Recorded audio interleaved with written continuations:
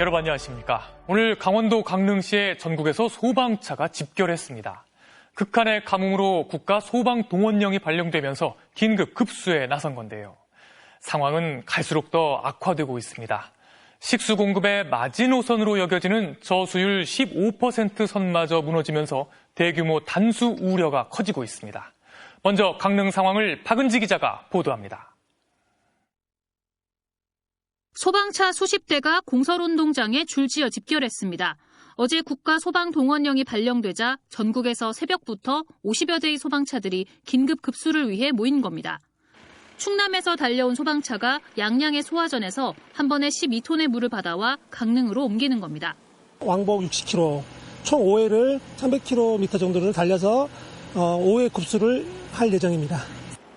마을 의용 소방대원들도 나와서 긴급 급수 지원을 돕습니다. 소화전 이거 위치를 잘 모르니까 외지에서 온 차례. 그래서 이제 구분구분 배치되어 있습니다. 소방차가 홍제정수장에 부은 물은 하루 3,000톤의 식수로 사용됩니다. 하지만 1일 사용량의 3.5% 수준이어서 물 부족 상황은 여전한 상황.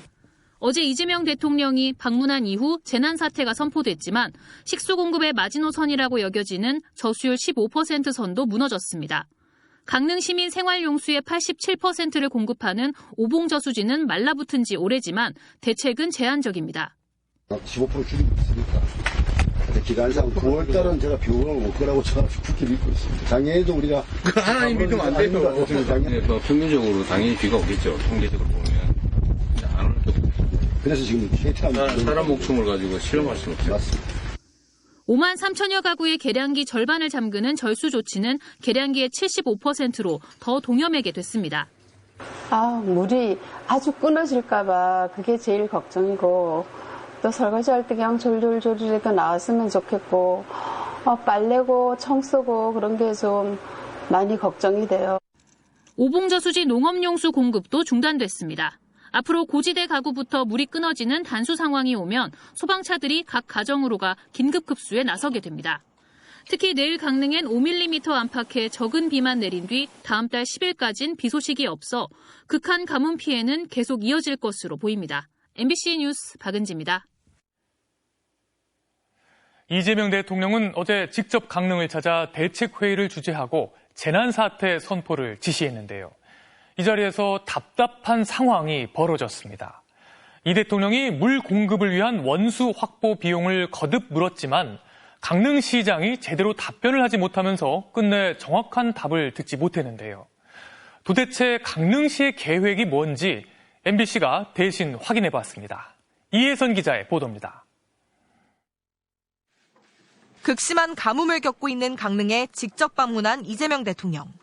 가뭄 대책 비용, 그중에서도 원수 확보 비용이 얼마나 필요한지 강릉시장에게 물었습니다.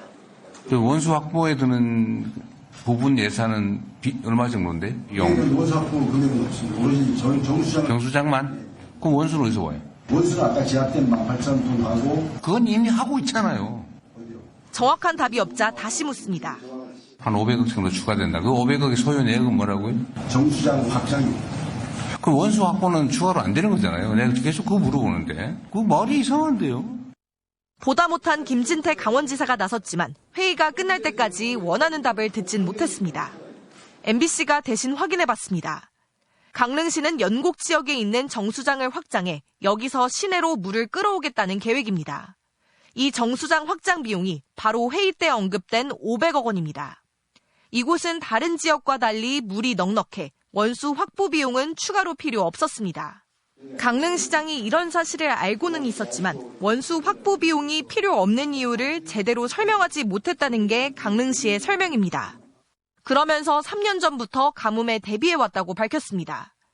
연곡 지역 지하 저류댐은 이미 공사에 들어가 2027년 완공 예정이고 600만 톤을 저장할 수 있는 저수댐과 지하 저류댐 추가 설치도 정부에 요청해왔다는 겁니다. 예산을 받아서 실지 공사를 하려면 2년에서 3년이 걸립니다. 그 준비 기간을 취임하시면서부터 지금까지 했다라고 보시면 돼요. 하지만 평년의 46% 수준인 역대급으로 부족한 강수량은 도저히 어쩔 수 없었다는 겁니다. 제한급수를 하더라도 꼭 필요한 식수는 하루 4만 톤이라 부족한 2만 톤은 급수차로 버텨야 합니다. 워터밤 행사를 할 정도로 물이 넉넉한 인근 속초와 차이점에 대해 강릉시는 속초와 달리 이 정도 가뭄은 처음이고 도시 규모도 서로 다르다고 해명했습니다.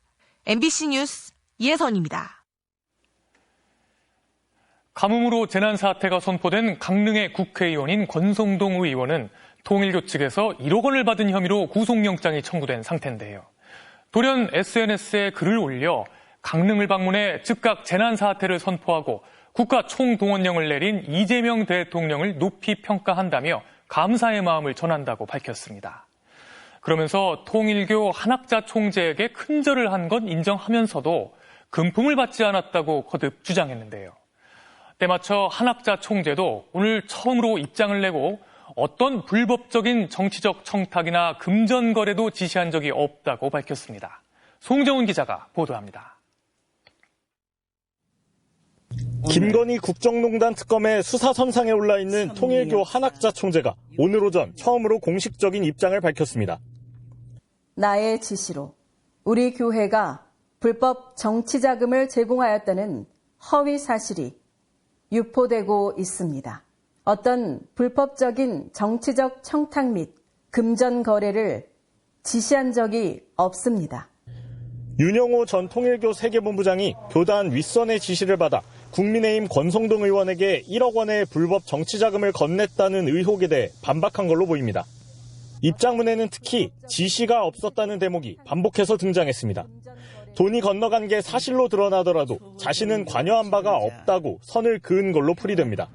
한 총재는 경기도 가평 통일교 본부에서 직접 권 의원을 만나 쇼핑백에 든 현금을 건넸다는 의혹도 받고 있는데 마침 권 의원도 오늘 자신의 SNS에 한 총재를 만난 사실은 인정하면서도 금품을 받은 일은 없다는 글을 올렸습니다.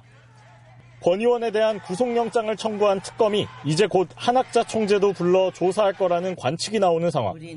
그런데 관련자들의 진술이 절대적인 현금이 건너간 사건에서 핵심 당사자 2명이 혐의를 부인하는 입장을 누구나 볼 수 있도록 공개적으로 배포한 겁니다.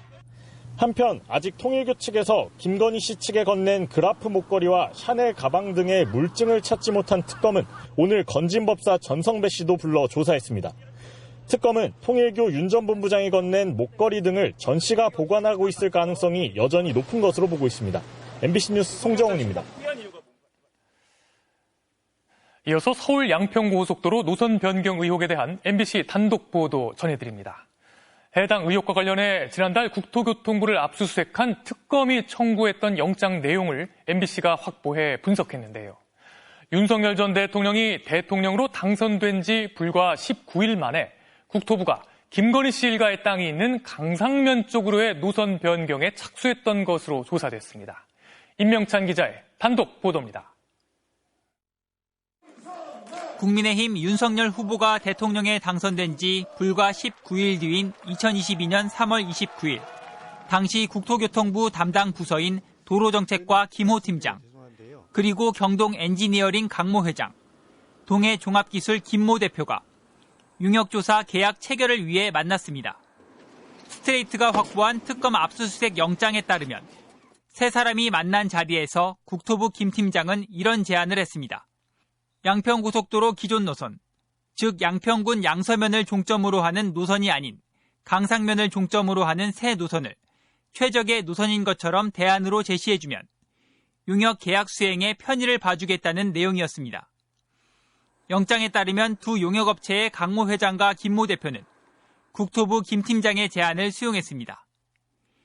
이후 경동의 강 회장은 부하 직원인 허모 전무와 김모 상무에게, 동해의 김 대표는 이모 부사장과 문모 전무에게 각각 원안인 양서면이 아닌 강상면을 종점으로 하는 노선이 더 우수하다는 조사 결과를 만들도록 지시했다고 적시됐습니다.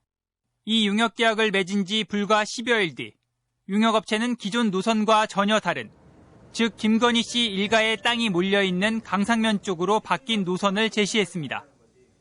당선은 됐지만 윤석열 정부가 출범하기도 전이었는데 국토부 팀장은 누구의 지시로 융역업체에 노선 변경을 제안했을까? 도로관리국장님 좀 뵈러 왔는데 MBC에서 왔습니다. 당시 정권 인수위원회 또는 국민의힘 내부에서 영향력을 행사한 건 아닌지, 당선 19일 만에 국토부가 빠르게 움직인 이유는 뭔지, 오늘 밤 탐사기획 스트레이트에서 집중 보도합니다. MBC 뉴스 임명찬입니다. 사흘 앞으로 다가온 중국 전승절 80주년 행사를 앞두고 현지에선 긴장감이 높아지고 있습니다. 푸틴 러시아 대통령이 오늘 오전 중국에 도착했고 중국과 사이가 불편했던 인도도 미국과의 갈등 속에 중국에 손을 내밀었습니다. 김정은 북한 국무위원장의 전용 열차도 출발이 임박했는데요. 김 위원장의 열차가 지나갈 중국 접경지대 단둥의 분위기를 이필희 특파원이 취재했습니다. 푸틴 러시아 대통령이 오늘 오전 상하이 협력기구 정상회의에 참석하기 위해 중국 텐진을 방문했습니다. 푸틴은 방중에 앞서 공정한 다극 세계 질서 구축을 강조하며 중국과의 밀착을 강화하겠다는 입장을 밝혔습니다. 중국과 러시아의 협력 움직임에 인도도 거들고 있습니다. 시진핑 중국 주석을 만난 모디 인도 총리는 인도와 중국이 파트너이지 적수가 아니라며 세계 경제의 불확실성 속에 인도와 중국의 협력 강화가 중요하다고 강조했습니다. 그동안 중국과 앙숙처럼 지내던 인도가 미국으로부터 50% 관세 폭탄을 맞으며 갈등을 빚은 이후 중국과의 협력에 나서는 모양새입니다.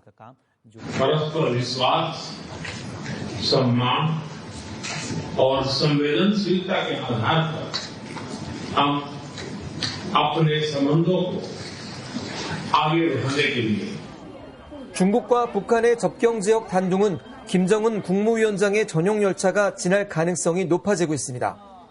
외국인의 예약을 안 받던 압록강변 호텔들은 오늘부터 다음 달 5일까지 강변뷰 방들의 기존 예약을 모두 취소했습니다. 숙박객 외에 다른 사람의 입장도 일일이 확인하고 있습니다.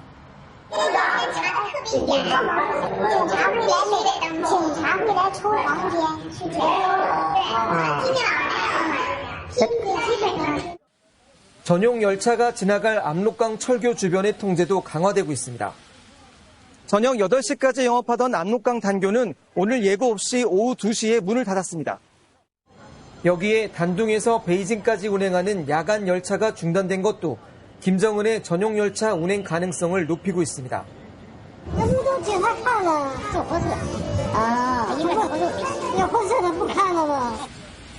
평양에서 베이징까지 열차로 24시간 정도 걸리는 걸 감안하면 김정은 위원장은 열병식 하루 전 도착을 위해 내일쯤 평양을 출발할 거란 관측도 나오고 있습니다. 중국 단둥에서 MBC 뉴스 이필입니다. 이렇게 한미 일대, 북중러의 대결 구도가 다시 뚜렷해지고 있는 상황인데요. 한국과 미국의 동맹 관계를 이간질하는 양국 극우 진영의 왜곡이 도를 넘고 있습니다. 트럼프 대통령이 직접 오해라고 밝힌 이후에도 계속 가짜뉴스를 퍼뜨리고 있는데요. 다음 달 초 미국 극우 인사들이 다시 한국을 찾아 국내 단체 행사에 참석할 예정이라 우려가 커지고 있습니다. 워싱턴에서 김재용 특파원이 보도합니다. 정상회담 직전 숙청 혁명을 거론한 트럼프 대통령의 SNS 주장은 위기였습니다. 강훈식 비서실장이 수지 와일스 비서실장을 만나 설명했고 이재명 대통령도 침착하게 대응해 위기를 넘겼습니다. Because it didn't sound to me like South Korea. I am sure it's a misunderstanding, but there is a rumor. 하지만 이런 음모론은 빈발하고 있습니다. 정상회담 이틀 뒤 미국 보수계의 거물 뉴트 깅리치 전 하원 의장은 워싱턴 타임스에 기고문을 냈습니다. 통일교가 소유한 이 보수 일간지에 한국의 새 정부가 정치와 종교 자유를 전면적으로 공격한다. 숨막힐 정도다라고 적었습니다. 트럼프가 직접 오해라고 밝혔는데도 또다시 왜곡된 주장을 편 겁니다. 게다가 지난달 21일 위성락 안보실장과 마코 루비오 국무장관과의 회담이 불발된 것도 바로 이 문제 때문이라고 주장했습니다. 위성락 실장은 MBC에 루비오 장관은 회담 직전 트럼프 대통령이 갑자기 호출을 내 못 온 것이라며 대신 유선으로 협의를 했다고 밝혔습니다. 또 만약 압수수색에 항의하는 차원이었다면 그 의도를 알게 했어야 했는데 그런 게 없었고 3번이나 사과한 것을 감안하면 해석도 안 된다고 강조했습니다. 이에 앞서 지난 15일엔 극우농계 고든창이 의회 매체 더힐에 반미주의자 이재명 대통령이 워싱턴에 온다는 식의 음모론을 폈습니다. 주미대사관은 사실 무근이자 왜곡이라는 취지의 반박문을 기고해야 했습니다. 한국계 첫 상원 의원인 앤디 김은 극우의 주장은 납득하기 어렵고 미국의 방대한 정보망으로 금방 사실관계가 드러난다고 설명했습니다. Like I'm not getting caught up on it. I'm not following up on that issue because I don't think it's a major concern. 하지만 트럼프 대통령에게 음모론을 전파하는 극우들의 여론전은 계속되고 있습니다. 다음 달 초 한국판 마가를 꿈꾸는 한 단체 행사에 미국 극우 인사들이 대거 합류합니다. 극우의 대부인 스티브 배넌과 끈끈한 관계이자 신나치 백인 우월주의의 대표주자인 잭 포소비에 미국 대학은 좌파 이념의 확산 공장이고 2020년 미 대선은 도둑 맞았다고 말하는 젊은 보수 찰리 커크 등이 연단에 섭니다. 주최 측은 초등학생들에게까지 값비싼 표를 판매하고 있습니다. 또 일주일 뒤엔 반대로 전한길 씨 등이 미국을 찾을 예정이어서 한미 두 나라 극우 세력 간 연대는 심상치 않은 상황으로 전개되는 양상입니다. 워싱턴에서 MBC 뉴스 김재용입니다. 전한길 씨는 한미 정상회담을 앞두고 윤석열 전 대통령에 대한 인권 유린 등을 알리겠다며 미국으로 건너가 현지에서 유튜브 방송을 계속해왔습니다.